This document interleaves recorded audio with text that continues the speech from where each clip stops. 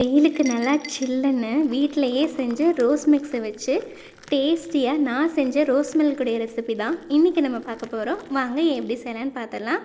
Rose mix செய்கிறதுக்கு பன்னீர் rose எடுத்துக்கோங்க. நீங்கள் எந்த ரோஸில் வேணாலும் செய்யலாம். ஆனால் பன்னீர் ரோஸில் செஞ்சிங்கன்னா பர்ஃபெக்ட் ரோஸ் மில்குடைய டேஸ்ட் உங்களுக்கு கிடைக்கும். இப்போ இந்த பெட்டல்ஸ் எல்லாம் ரிமூவ் பண்ணி வாஷ் பண்ணிவிட்டு ஒரு மிக்சர் ஜாரில் சேர்த்துட்டு கலருக்காக ஒரு 1/4 பாகம் பீட்ரூட்டு இதில் சேர்த்துட்டு நல்லா மையாக அரைச்சி எடுத்துக்கோங்க. ஒரு பாத்திரத்தில் 1 கப் அளவுக்கு சுகர் ஆட் பண்ணி அதே கப்பில் 1 கப் அளவுக்கு தண்ணி ஆட் பண்ணிவிட்டு சுகர் நல்லா கரைஞ்சதுமே 6லேருந்து 7 சொட்டு லெமன் சேர்த்துட்டு பிசுபிசுப்பு தன்மை வந்ததுமே அரைச்சி வச்சுருந்த பேஸ்ட் இதில் சேர்த்துட்டு இந்த கன்சிஸ்டன்சி வந்ததும் ஸ்டவ் ஆஃப் பண்ணிவிட்டு வடிகட்டி எடுத்துக்கோங்க.